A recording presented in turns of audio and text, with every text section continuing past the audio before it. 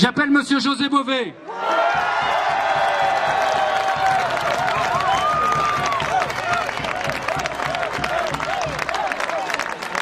Bonjour à toutes et à tous. C'est vrai qu'ici, ça ressemble un peu à chez moi sur le Larzac, mais bon, il y a moins de cailloux dans les champs. Hein.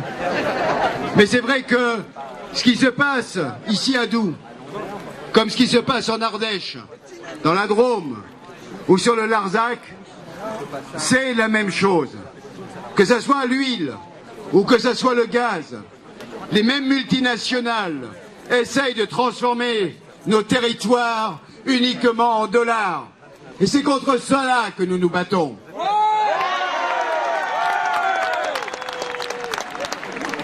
Notre eau est vitale pour la vie.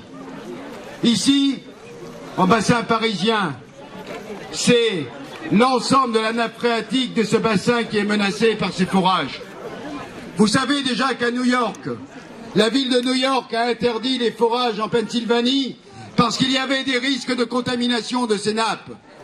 On a retrouvé, il y a quelques jours, quelques semaines, des produits radioactifs liés à la fracturation hydraulique en Pennsylvanie.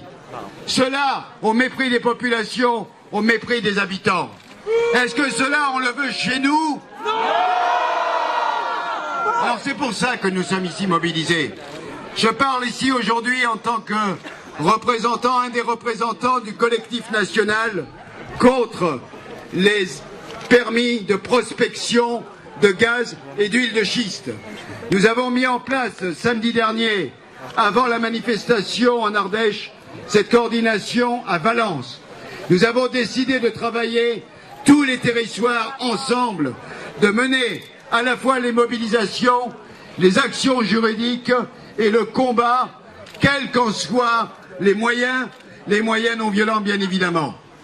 Aujourd'hui, nous en sommes à la première étape, la mobilisation. Les élus ont compris l'importance aussi de l'action juridique et je les en remercie. Les premières communes ont commencé par mettre en place des vœux demandant l'arrêt de ces prospections. Aujourd'hui, il faut qu'on passe au deuxième stade. Il faut que les communes mettent en place des arrêtés disant que leur territoire est interdit aux prospections de gaz de schiste. Il faut entamer la lutte juridique face à l'État. Si une commune demain met en place cet arrêté et qu'elle est traduite devant le tribunal administratif par le préfet du département, eh bien c'est l'ensemble des habitants qui iront soutenir le maire qui sera traduit devant le tribunal. Et cela, nous le multiplierons, département après département, région après région. Nous allons lancer une véritable stratégie d'harcèlement de l'État pour empêcher les compagnies de venir sur le terrain.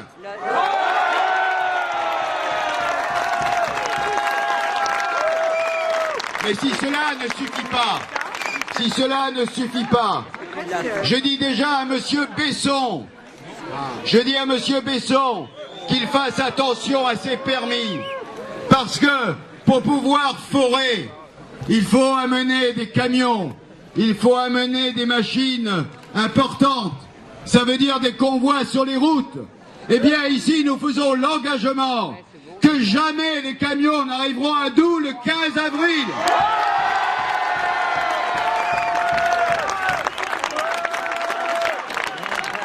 Nous serons sur le terrain. Si les camions viennent d'Espagne, eh bien dès la frontière, dès le Pertus, des gens seront vigilants et bloqueront les camions. Il n'est pas question de laisser faire un forage à Doubs, comme il n'est pas question de laisser faire un forage à Villeneuve-de-Berg ou à Nantes. Nulle part il n'y aura de forage, parce que ceci est un véritable crime contre les habitants de la planète, contre notre eau. Jamais nous le laisserons faire.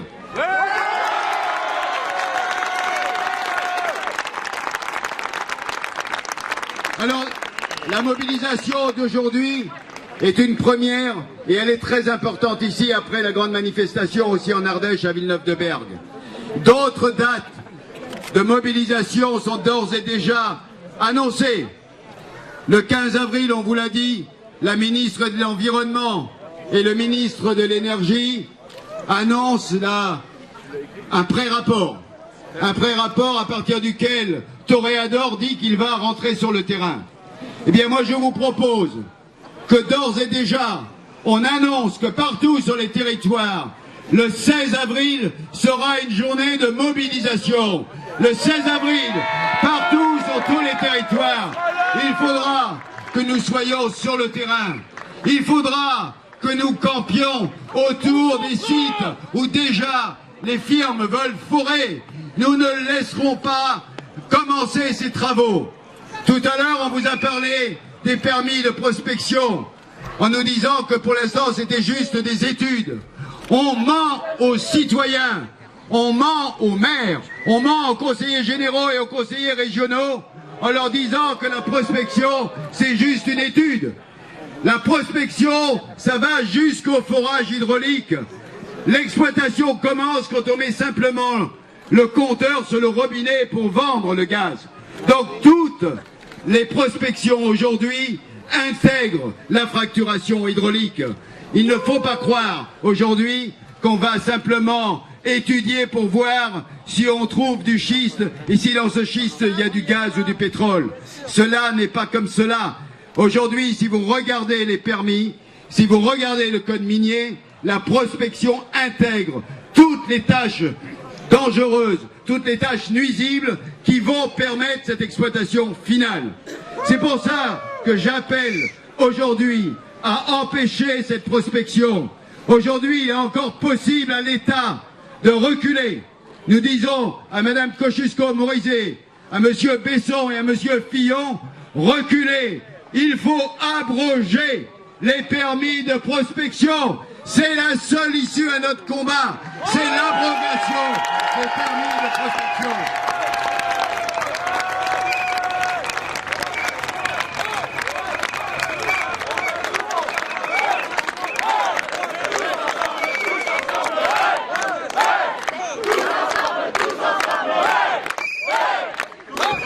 Alors, ce combat ne s'arrête pas aux frontières de la France.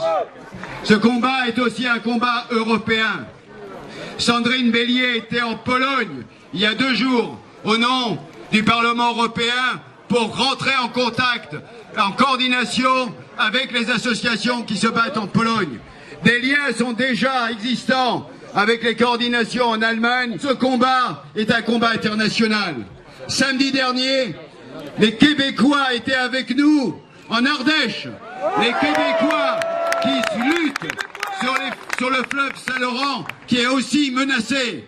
Aux États-Unis, des collectifs aussi se sont joints à nous. Nous allons organiser cette mobilisation au niveau international. Et si cela ne suffit pas, si après le 15 avril ou après le 31 mai, le gouvernement ne recule pas, eh bien, nous organiserons cet été un rassemblement où l'ensemble des collectifs pourront dire qu'ils refusent les prospections. Nous entamons peut-être un combat qui est long. Il faut savoir que c'est peut-être pas un combat de quelques semaines. Ça risque d'être un combat de plusieurs mois, voire de plusieurs années. Il faut savoir que l'adversaire en face de nous est un adversaire redoutable. Quand nous avons à la fois Total, GDF Suez, Toréador, et j'en passe, eh bien il est évident que ce combat, c'est véritablement un combat du pot de terre contre le pot de fer. Mais chez moi, sur le Larzac, il y a 40 ans, on a commencé un combat aussi qui semblait perdu d'avance. Comment une centaine de paysans pouvaient chasser l'armée qui voulait prendre leurs terres? Nous avons lutté pendant 10 ans et nous avons gagné ce combat. Alors, ce que nous avons fait dans un tout petit coin de France, sur un petit plateau où nous sommes que 2 à 3 habitants au kilomètre carré, eh bien nous pourrons le faire partout sur le territoire français. Et d'ici quelque temps, nous serons fiers d'avoir dit nous nous sommes battus pour nous, mais aussi et surtout pour les générations futures et pour la planète. Merci.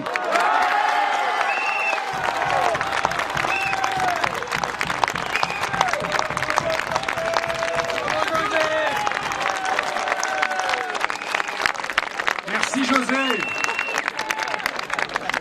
Merci José pour ce témoignage, pour ta présence et pour ta confiance dans ce combat que tu as mené. T'en as déjà gagné. Ici, il y en a plein qui n'en ont pas encore mené, ils ne savent pas s'ils vont le gagner. Vous allez gagner le combat parce qu'on va le gagner tous ensemble.